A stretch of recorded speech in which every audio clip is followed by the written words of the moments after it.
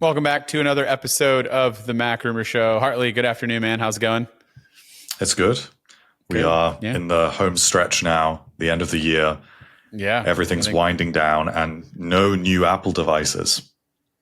No, but there's new Samsung devices, and this one's particularly interesting. So if you hear the word Samsung and you're immediately thinking, I'm just going to turn it off, don't. Because have you ever seen a foldable phone that can fold twice?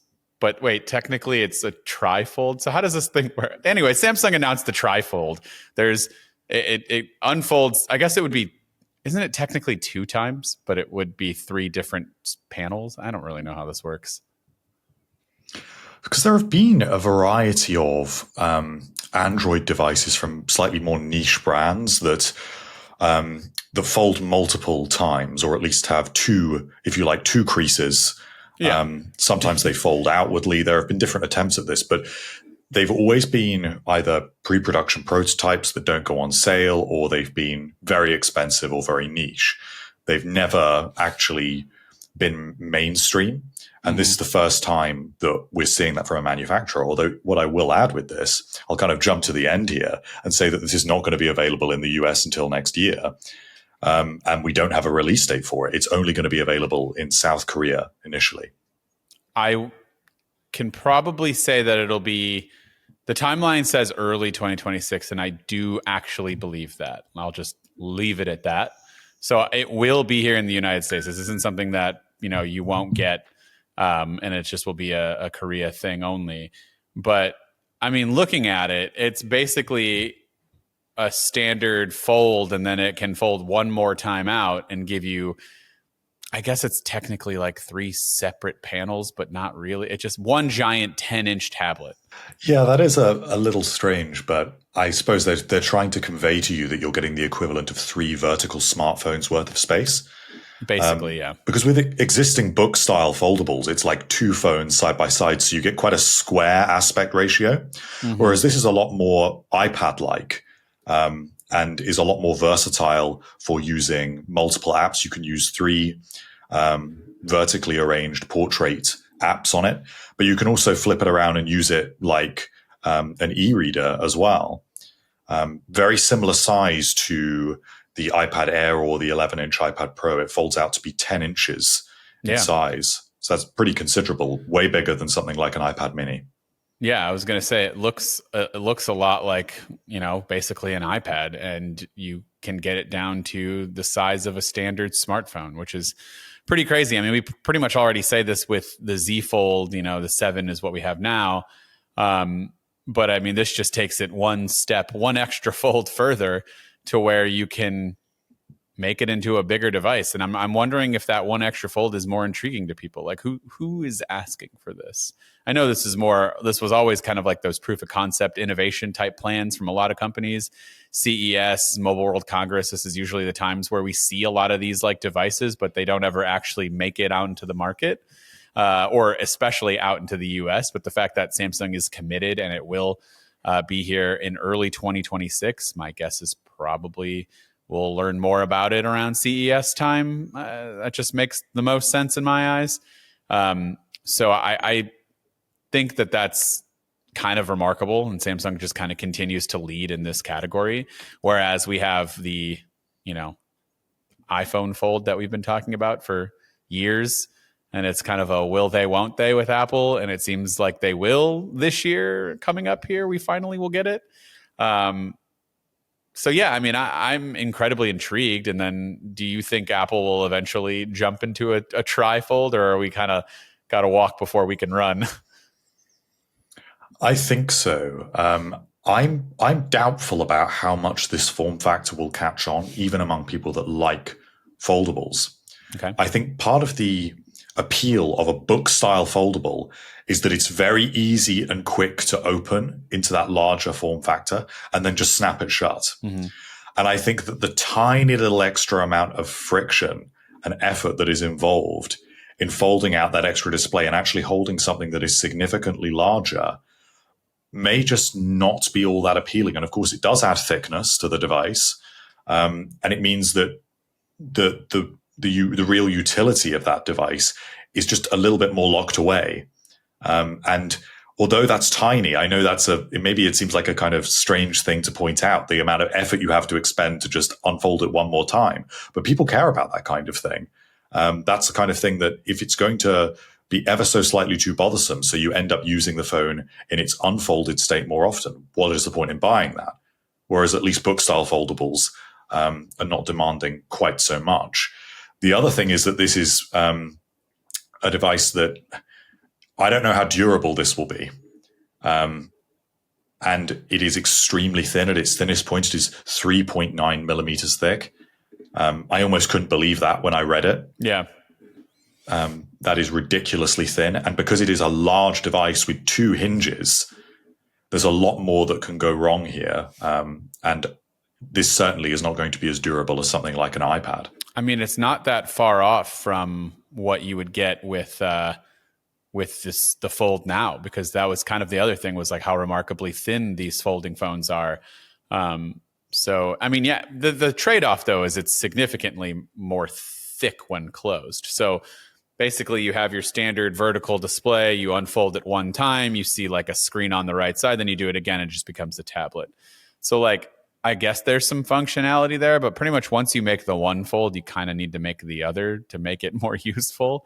But when you fold it back up and you just want to use it as a normal phone, it is pretty thick. You have to remember that. So that's kind of a big trade-off there. Where in the other side, you know, with the new Fold that actually exists right now, they've done a really good job of making it not be thick at all. It's more like a traditional smartphone when it's folded up. And I think that's kind of the appeal for me, is that I don't want it to be unfolded all the time. I think that's more of like, I want it to be a normal slab style phone. And then when I unfold it, I would like for it to be that tablet thing. But that's not I would say it'd probably be like an 80-20 split for me. Like how would you see yourself using something like that? I think it'd be very similar for me. Yeah. I think it actually is probably the first and most important thing, is what that device is like to use in its I guess its folded state. And I think this was what held back those early Samsung foldables that we saw that had those tiny outer displays that were basically unusable. But they've come such a long way. I wonder how it will actually feel in the hand, not because it will be especially thick. I mean, we get plenty of thick smartphones now. We're expecting the iPhone 18 Pro Max to be even thicker than it is in the current generation. So I don't think that's so much the issue. But there is a little gap between displays that touch each other and layers. So instead of just having 2 layers that don't really touch, and you can kind of not notice it with a book style foldable, in this instance, it's like a sandwich style layer. Mm-hmm. It's a zigzag shape. And that's a lot more kind of pockets of air between those layers that might feel a little bit strange. I mean, of course, we're discussing this without having had hands-on time with the device itself. So it's hard to say what that will be like. But these are just some initial thoughts and concerns I have about this form factor. It's great to see this innovation. Sure. And this is something that Android brands deliver that Apple ultimately doesn't. So it's always so interesting to see. But I'm doubtful that this will catch on to the point that Apple will actually want to get into the market in the way that it clearly does with book style foldables. There was a brand that did, I think it was TCL. They did a standard fold, and then the third portion that you would, or the extra portion that you would unfold, was more of like a rolling out kind of thing. And that was kind of cool. Like it was like you like pulled it out. So it didn't kind of change its form factor when you folded it back up. I guess looking at a side-by-side here next to the Fold that exists now, the Z Fold 7, it's really not that much more. When you fold it up, it's like you said, it's what, 4.2 millimeters thick, I think, at its thickest point. So I don't know what that translates to in inches. People were yelling at me, by the way, in a video saying we're not English or from Europe. We don't use metrics, so stop saying millimeters and start converting that to inches. And I'm like, I think we've always talked about phones in millimeters of thickness here. I don't know. I think it depends. Like when you're talking about display sizes, that's something that we always refer to in inches because they're larger. Yeah. But when you're talking about something that is this thin, that is, I mean, it's a fraction of the thickness of a pencil. An inch is not the best unit to use for that. Right. 3.9 millimeters is very thin.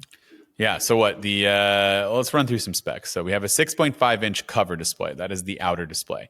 I personally think that's too big because it just, especially with Samsung devices, they have gotten better when they've done these before with like the Z Fold, but it's just too tall and narrow. Google does a really good job of getting it to be like a normal feeling smartphone. It's got width. It has, a shorter height, so you can reach it with one hand for the most part. It just doesn't feel awkward. But 6.5 inch cover display folds out to a 10 inch inner display. So we've talked about that. I guess there's an alarm for incorrect folding, which is interesting. So you could technically fold it the wrong way, and it just tells you you're doing it wrong. Stop doing that.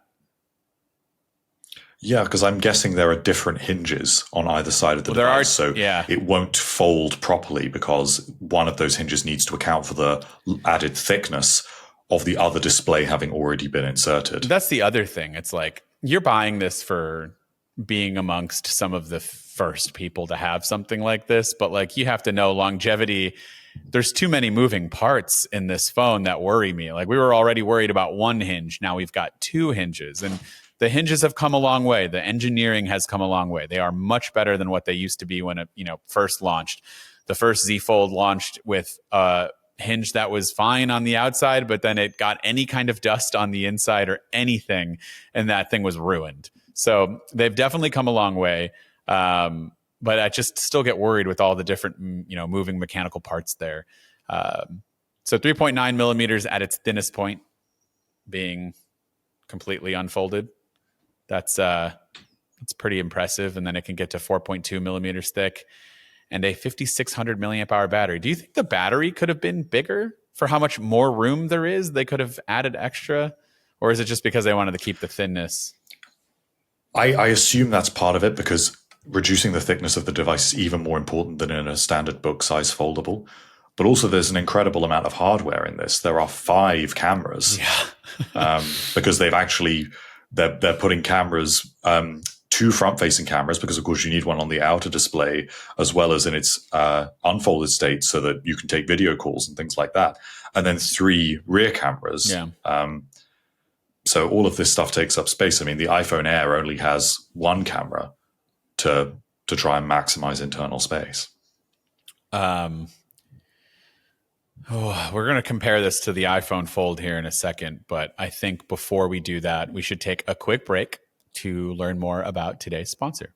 Hey guys, just want to take a quick minute to let you know this episode of the MacRumors Show is sponsored by Uncommon Goods. The holidays are almost here, and if you still have names on your list, don't panic. Uncommon Goods makes holiday shopping stress-free and joyful with thousands of one-of-a-kind gifts you can't find anywhere else. You'll discover presents that feel meaningful and personal, never rushed or last minute. So here on the MacRumors Show, I think we're always hunting for unique stuff, tech, accessories, things that make great gifts. And Uncommon Goods is dangerously fun this time of the year to browse through all of its unique gift items. One thing that stood out to me was a customizable night sky print where you enter in a date and a location and it generates the exact star alignment from that moment. It's handmade, it's really personal, and it becomes one of those gifts that actually means something for somebody instead of just giving them a gift card and making them do all the work. I grabbed one for a family member, and it's the opposite of a generic holiday present. I am pretty proud of this one. And seriously, Uncommon Goods has something for everyone. Moms, dads, kids, teens, your sports-obsessed friends, the foodie experimenter who's, messing with sourdough again, everyone and anyone. These gifts are memorable, and they're not stuff that you see in the store every day. When you shop at Uncommon Goods, you're supporting artists that are small and independent businesses. Every purchase is a chance to choose something remarkable and feel good about where your money is going. And with every purchase you make at Uncommon Goods, they give back $1 to a nonprofit partner of your choice, and they've donated like over $3.1 million to date. So don't wait, make this holiday the year you give something truly unforgettable. To get 15% off your next gift, just go to uncommongoods.com/Mac. That's uncommongoods.com/MAC for 15% off. Don't miss out on this limited time offer. That's uncommongoods.com/Mac. Uncommon Goods, we're all out of the ordinary. So touching on those cameras, there are 5 cameras. Does it kind of piss you off a little bit that Apple's going to be barely offering 2 like main cameras on the Fold, and Samsung's out here throwing as many cameras as they possibly can in a TriFold, let alone their regular Fold? I think this is the biggest problem with the foldable iPhone as it is currently rumored. Yeah. And I think that I would like to believe that Apple is learning because of the iPhone Air that what I think Apple thought people wanted from cameras might be a little bit different from reality. And I'm sure that Apple has a lot of market research to back up their strategy with cameras, which essentially was to obviously refine the iPhone's wide camera and then to introduce a telephoto for a 2x crop, which we got with the iPhone 7. We had that telephoto camera for a while, and then with the iPhone 11 Pro, Apple added the ultra wide. And then Apple also moved the ultra wide to the standard iPhone with the iPhone 11. But it chose not to give the telephoto. And I think the reason why it chose not to give the telephoto is because it when it marketed that feature, it said that what's most important for ordinary users is the ability to fit more in. So if you take a group photo of people, you can just squeeze more people into that frame. And I think it came to the assumption that that is a better use case for ordinary people than something like wildlife photography, where you need to be able to get a little bit extra throw.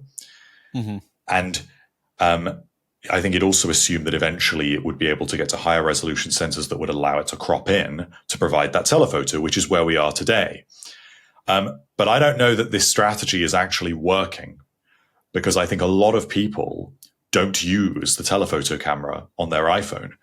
I've asked plenty of my friends and family about if they use their ultra wide camera, and almost all of them say never. People that have standard iPhones without a telephoto. Flip that around. So wait, you said you think people don't use their telephoto, but I think you meant ultra wide. Right? Sorry, I think people don't use their ultra wide. Okay, I was like, wait, really? So on those standard iPhones, they just don't use it. Okay, that makes more sense. They will go a year at a time and not use it. Whereas there does seem to be a lot of appetite, at least as far as I see, for a telephoto. At least I know for me, if I was to let one of those cameras go, it would be the ultra wide. I actually like the ultra wide. I do use it, but I don't use it anywhere near as much as I use that telephoto. What do you use the ultra wide for? Like occasionally I will. No, I don't use it for that, but occasionally it will allow me to get more interesting photos in wide open spaces, just this weekend when I was traveling, and when you're looking out at the sea and the horizon, that is an opportunity because of the scale of the space to fit more in that image. And I do always play around with it. And I actually use that ultra wide camera a lot more than I used to, because I think Apple have actually turned it into a really good camera now. But it is by far the least essential on that device. And yet it is the one that they offer the most, because it is available on those standard iPhones and has been for years. And it looks like, to bring it back to the foldable, that is the camera that they're going to put on this foldable next year rather than a telephoto, which I think is a huge mistake. I agree. I think a lot of people would be more interested in that device with a telephoto. And I don't know why they're sticking so much to this belief, which is actually going to make that foldable feel more like a standard iPhone than a Pro model. This new telephoto camera on the iPhone 17 Pro, I'm sure you'll agree, is incredible, incredibly versatile. Both the 8x crop and the 4X, they're really good. It's a huge step up a lot more versatile, and yet you're going to spend over $2,000 on a foldable iPhone next year and it won't have this. So okay, either it's Tim's favorite camera and he absolutely loves the ultra wide, or they've done obviously market research and they have to have advanced data somehow. There has to be data that they're collecting saying the opposite of what we're saying. And I know that there are tons of comments that usually say people really do love the ultra wide. But I agree with you. I feel like everybody that I talk to barely uses it. I feel like my wife uses it a lot more because of the kids, like when she can't take a step back and she's trying to get them in frame for something, or we have big families, take a picture. But that doesn't happen all the time. I've used the ultra wide more now that it's 48 megapixels, because what I do, I don't like the look of an ultra wide picture out of the camera, because I feel like it's a little too wide, a little too fisheye, kind of getting there. Like it looks weird. But what I do is I take a picture and then I crop in just a little bit, and I won't lose any quality because it's a 48 megapixel optical sensor. So I feel like that's better rather than trying to digitally zoom in between. You shouldn't really do that. So take the photo as is and then edit it later. And I feel like you can get a little bit of that wider frame, but without the weird, like ultra wide look that I don't necessarily love. With a telephoto, it's perfect. I take a picture and I'm good to go. I use it way more for way more things than I would the ultra wide, and it's not even close. But yeah, I agree. I mean, I think it's a huge mistake. I think they should figure out a way to add all three cameras quickly, or it's just going to become one of those phones that succumbs to the iPhone 17 Pro and 17 kind of standards that it is right now. People are either going to go with the 17 because it's tried and true, it works, it's got what they need, and it's cheapish, or they're going to go with the Pro because it's got the best of the best. Oh wait, but you can fold this one. Yeah, I don't care. There's 3 cameras and it's got more features. This one's $2,000 plus. Why would I spend it when I don't have all the stuff that you get on the Pro and it's cheaper? So like, it's just what's been happening. And the key thing here for me is the iPhone Air. Yeah. Great phone. Apple's foldable strategy was so clearly conceived with the iPhone Air as its precursor, because the iPhone Air is doing all of these things like not having stereo speakers, a single camera to save space, maximizing the use of that internal space for a battery, using a much thinner frame that you can imagine 2 iPhone Airs folded over, and that is a foldable iPhone. And I think that Apple made the calculation, and I think it's proven by the iPhone Air, that people don't care that much about the rear camera as long as they've got one great wide camera. If the rest of the package is premium, people will pay for it. Yeah. The reality is people won't do that. That device has sold very poorly, ostensibly, in my opinion, actually more poorly than an iPhone mini or an iPhone Plus. So that entire premise to me does not work, that people pay more for less features. Yeah. And for some reason, Apple thought, well, if it's premium enough, if the design is cool enough, then that's okay. So this brings us to the foldable, and the foldable is essentially offering the same thing. The foldable is, well, it's 2 iPhone Airs. And it's very premium. It's very expensive. It's this amazing design. It's the first of it. It's a kind of first of its kind iPhone. But it's not going to be as good as a Pro model, but it's going to be twice the price. So how does that work? I just can't see that selling. So I'm not going to buy it. I am, but that's because I think the biggest appeal to me is that I can have a larger display when I want it. And I think that appeals to me when traveling. Like, oh, you're saying I potentially don't need to take a tablet with me, like on the plane, and watch more content. I can get a bigger screen to do that on, and it's a little bit more versatile. It's also going to really depend on the software features that come with it. If they have special features that are cool, that look interesting, that might be useful, then I think they can pull some people away. Will that ultimately make it the better selling phone? No, but I think it will do better than the Air at least, which isn't a high bar. But I think that it should be able to do better, in my opinion, just for it being unique and different on its own. But the number of people that will buy this is so small in that price bracket.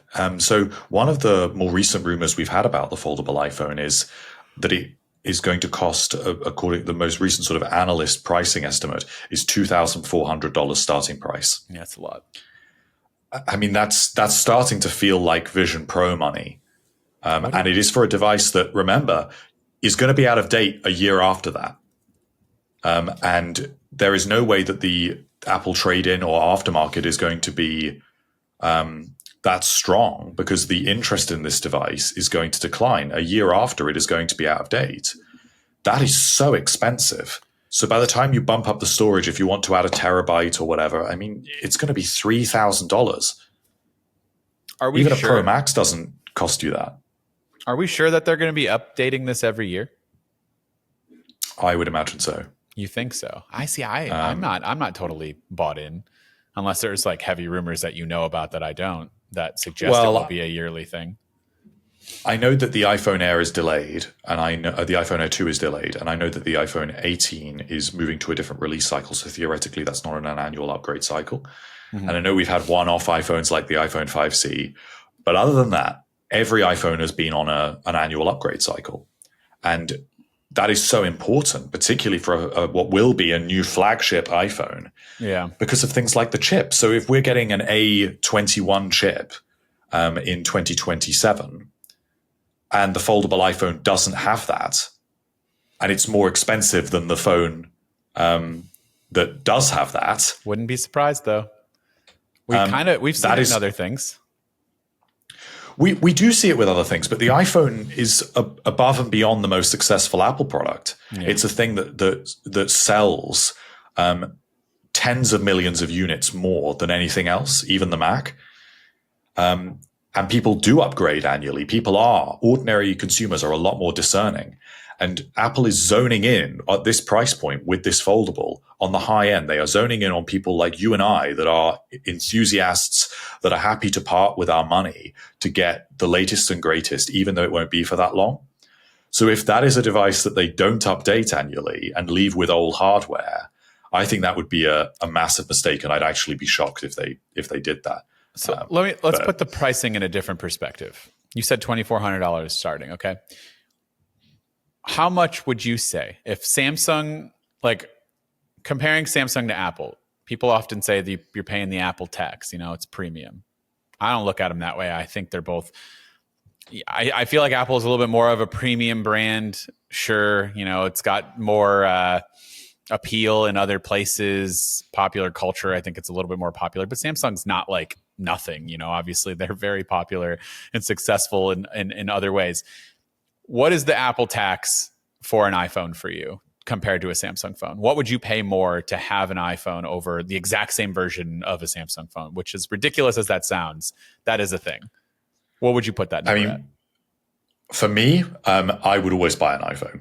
But I think for an average consumer, I would say maybe 10%.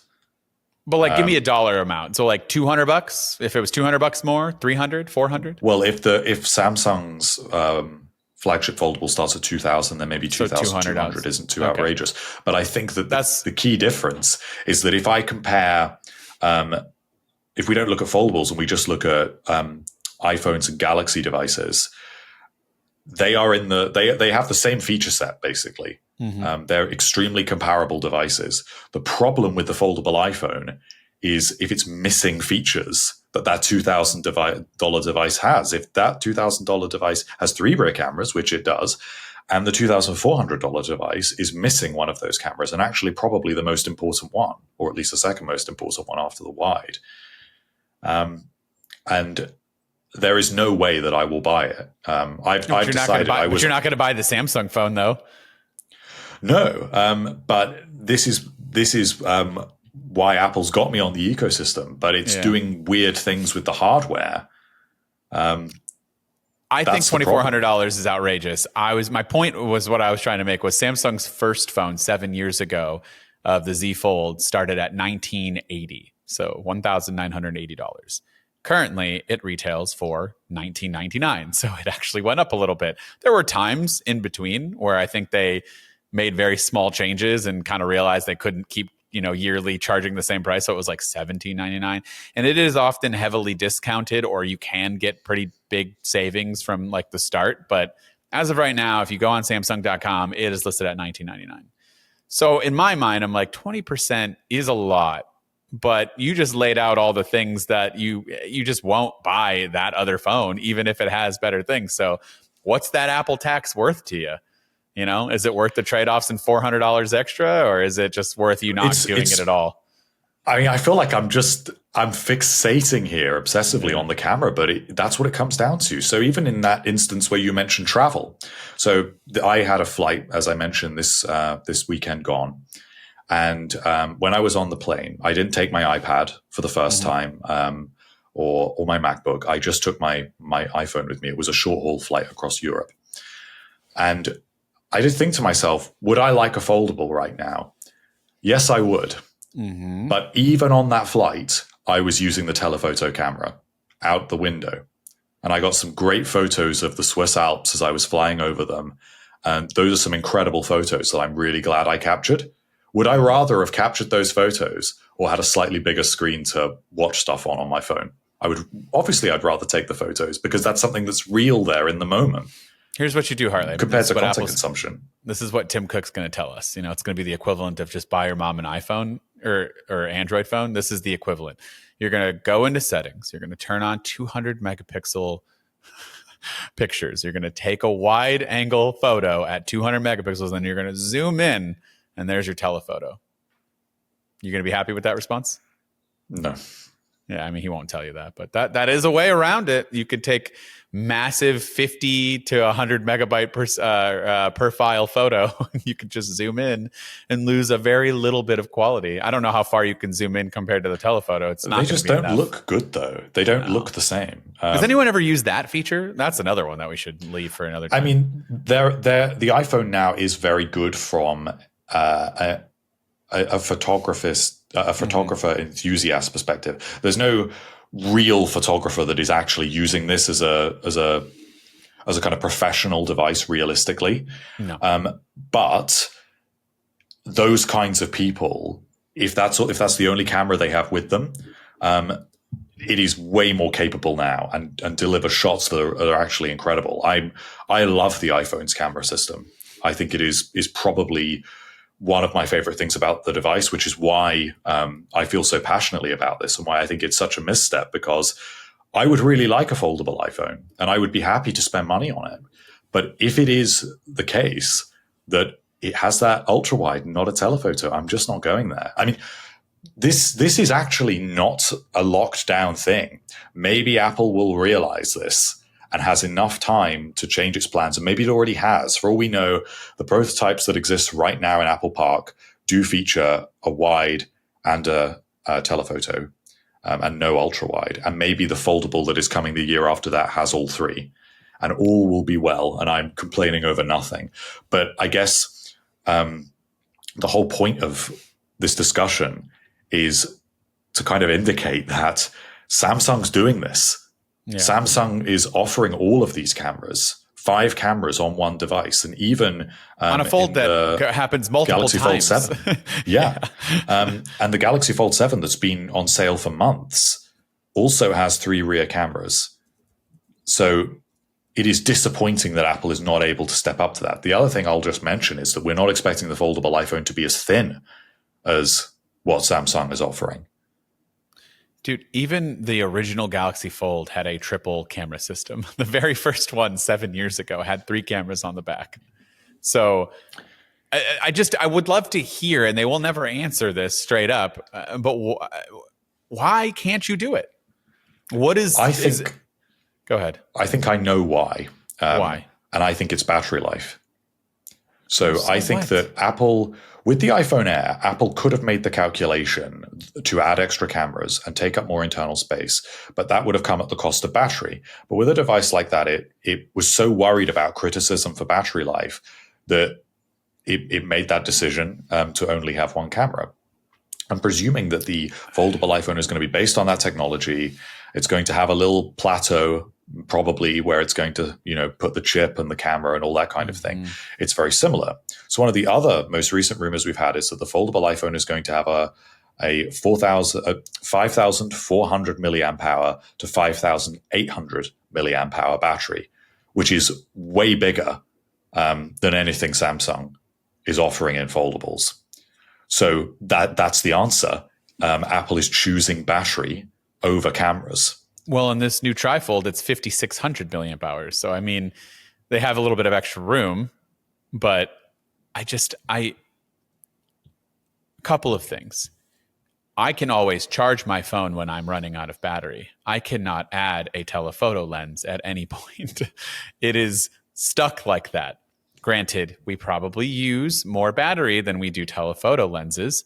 So the trade-off is it's going to be different for most people. I don't know. I think I'd rather take slightly less battery, or maybe we just make it a little bit thicker. Do we need it to be razor thin?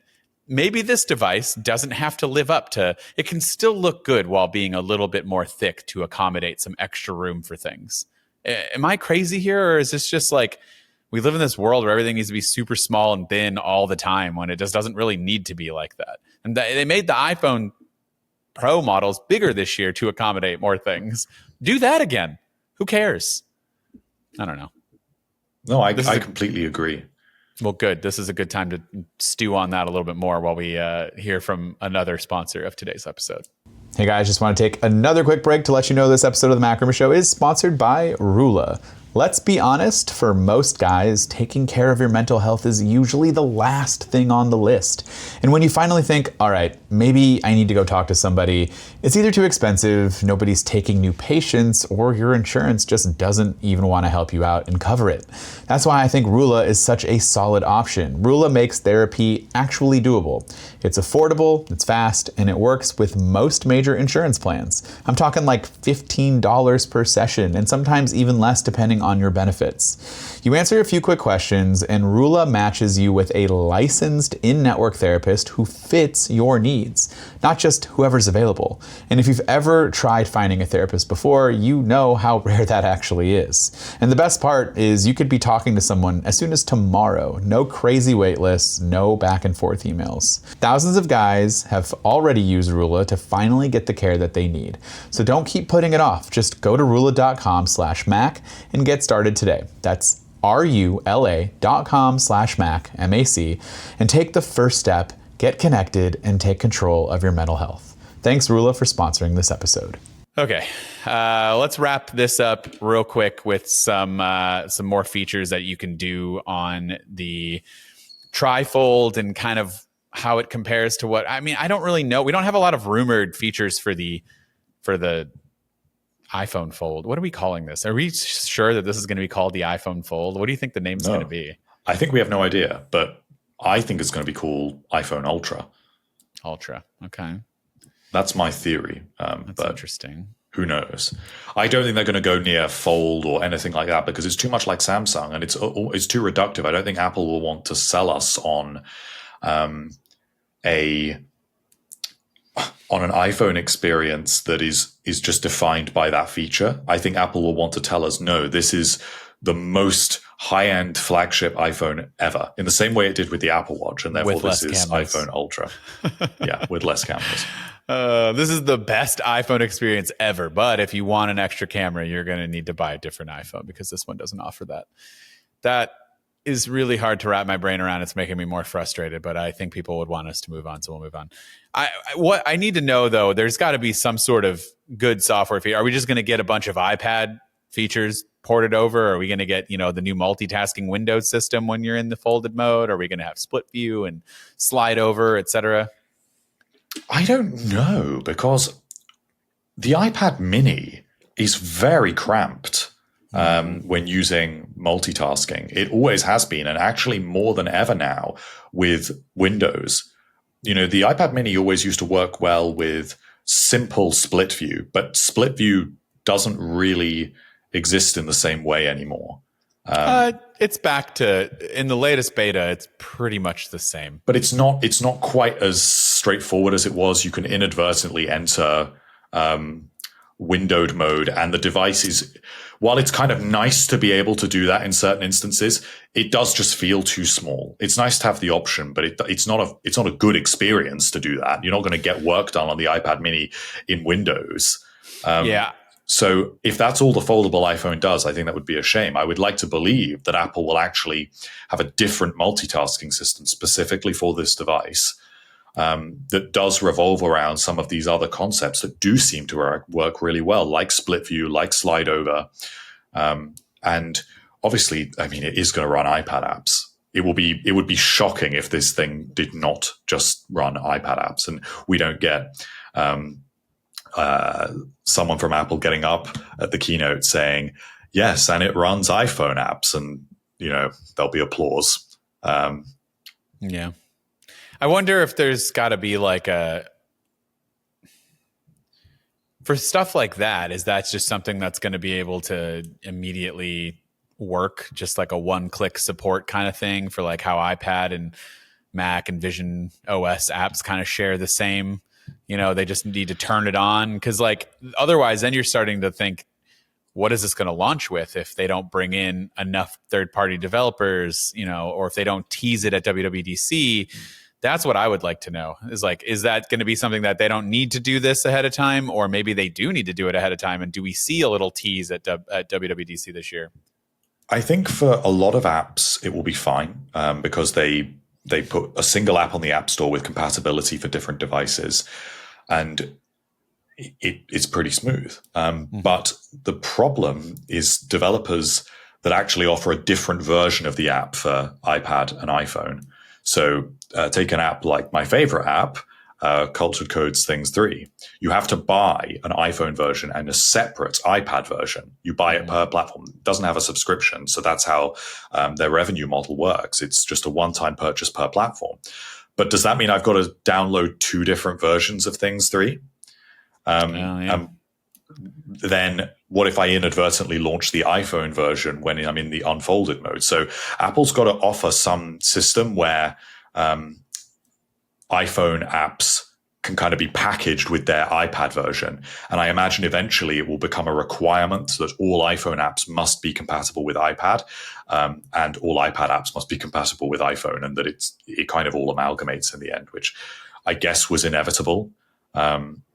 And maybe that is some of the changes. It wouldn't even surprise me if at WWDC next year, long before we hear about this foldable iPhone, Apple starts to nudge developers to make these changes and package up their apps a little bit differently. But I mean, this is pretty boring. This is not software stuff that's going to be very exciting. The new TriFold supports DeX, but where is Apple's version of that for the iPhone? Well, that they've had years for. I mean, imagine if this iPad could also then run, basically a version of iPad OS, Mac OS hybrid when you plug it into a monitor. Like, don't even get me started there, because that would be great. But then I think that kind of gives into the ability of Apple having some products be replaced. Like, maybe there's somebody out there who's like, I don't need a Mac and an iPad, then I'll just buy this. Get a keyboard. But then you're paying for it. You're paying enough for it. So I think that probably is quite likely. If they're going to make much of it runs iPad OS when unfolded, that means that it runs Stage Manager. And you can just connect it up to an external display because you're paying Mac money for it. Or at least you're certainly paying iPad Pro money for it. So it should be able to do that. We've heard rumors about iPhone and Stage Manager being a thing. I wonder if that was just this and it was something that just kind of leaked a little too early. It's possible. I think eventually it is inevitable that the iPhone will be able to do this. I think as much as there's been a lot of concern over the years about device convergence, and Apple has actually openly talked about how it is not doing that, and it actually is just expanding its product lines, and we in general don't really see much convergence. I think that long term here, over a 10 to 20 year time period, we are seeing amalgamation. So we're getting a touchscreen Mac. We're getting an iPhone that will unfold to be the size of an iPad and probably run iPad OS, even though it's an iPhone. We're getting Apple Watches that are bigger than ever. And everything is kind of merging. We get feature parity now at WWDC. Whatever comes to the Mac also trickles down and comes to the iPhone, which was unthinkable 10 years ago. And even things like the way that systems are designed seems to be done in a more universal way. So when you look at something like the Mac menu bar or the control center, it's like it's made for touch now. It's like something from the iPad, even though it's actually meant to be used with a cursor. So I can see, and even think about like the traffic light system that we just got on the iPad that is just taken over from the Mac. So I think maybe eventually the way that Apple will go eventually is that the system scales, and that kind of you have watchOS in the smallest scale, but the bigger the device, you move into iPhone OS, then iPad OS, and then eventually toward Mac OS. And probably eventually iPad OS will just become like a version of Mac OS. And you will then eventually probably get entry-level Macs like this new low-cost Mac that run iPad OS rather than traditional Mac OS, when iPad OS is versatile enough to kind of nudge people toward that, because Apple is not happy with the way that it doesn't have so much control over Mac OS in a way that it does over the iPhone and the iPad. It's quite open about that. And it believes that Mac OS is insecure. So eventually I could see Mac OS becoming a preserve of high-end Macs, traditional Mac OS, whereas everything else just kind of runs this kind of universal system that scales. That seems sad. That's like an end of an era when that happens. Yeah, I mean, I think we're a long way from that yet. And it's iPad OS will have to come. I mean, iPad OS will need 10 more years of iteration to get to that point. But it isn't inconceivable that eventually it will be putting that on Macs. We've seen M-series chips come to the iPad. We've seen Mac-style windowing come to the iPad. And now we're getting touchscreen on the Mac. It is happening, just probably quite slowly. Last question, and it's kind of like a two-parter. Do you think we'll get features like what Samsung tried to do, where when the phone is resting in a like half-folded state, it did some certain software features? Or is that too gimmicky and weird for Apple to even partake in? And speaking of folded, the crease is something that you still heavily see on a lot of these devices. And Apple, well, they haven't claimed anything, but sources have claimed that Apple has basically created a phone with virtually no crease, which isn't quite definitively saying there's no crease, but virtually no crease is an interesting way to state it. Do you think it'll be noticeable at all when looking at it? Or is it going to be one of those, the way they mean by virtually is like you can kind of feel it, but you can't see it? I think if they totally eliminate it, it would be incredibly impressive. And I think for a first-generation product, it's probably quite unlikely. Samsung still has not been able to do it, and they've devoted so many resources to this. They just added another crease. It will be, I imagine it will be a huge amount better. I think that we are going to get a glossy Apple video that tells us all about this hinge and the lack of crease and why it's better than anything else that's on the market. And this showcases its industrial design and excellent hardware design and all the different things they've engineered to be able to reduce that crease. And insofar as whether we'll get fold-specific features, a little bit like how you can, you get the keyboard on one side of the display and then you can kind of view the content on the other side, or you can take a selfie and see it because it's propped up.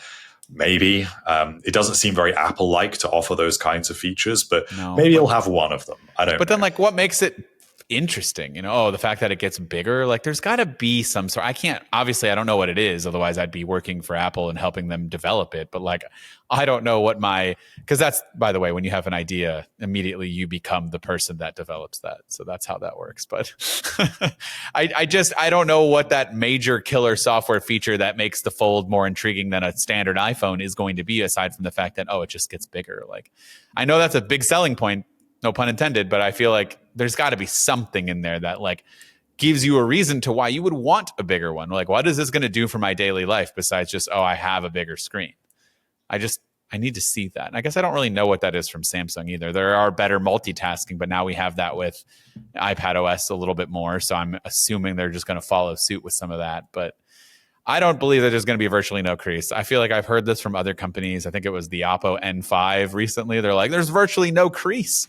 Like, look at how much we've reduced it. And like, there's still a crease and I can see it quite easily compared to others. Sure, it's a little bit better, but also Samsung is developing this display with Apple. as they kind of normally do with some of the other devices, wouldn't you think, like, how do they go about hiding their secrets on how they're going to make this display not have a crease while your competitor is also, I know it's different areas. A lot of that comes down to the hinge rather than the display itself. But don't they have to see all of those schematics when they're like, I don't know. I'm genuinely just asking. Like, I mean, I imagine it's all very heavily trademarked and locked down. Samsung work very closely with Apple on new display technology. So there is a good level of trust between the companies.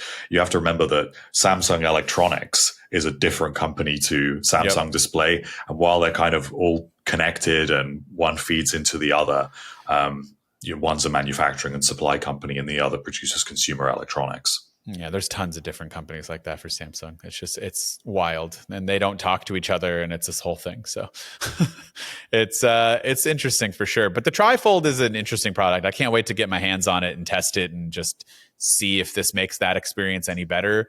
Will it make me want a TriFold iPhone in the future? Who knows? We haven't even gotten a first fold, but maybe we need it to fold one more time after that. But yeah, would love to hear from everybody else. Is this too gimmicky for you? Or are you, if you've made it this far, do you want to see it? Are you going to go out and buy this new Samsung phone? What was the price at? Did we even see, by the way? I don't think we know what it will be word on price. Yeah. Okay. Well, I'm sure it's going to be a lot, but we'll see what the price ends up being. And obviously in the next year, we're going to see a little less than a year now. We're going to see hopefully Apple's, hopefully it doesn't get delayed and we'll have its own folding device. But let us know in the comments. And we'll catch everybody in next week's episode.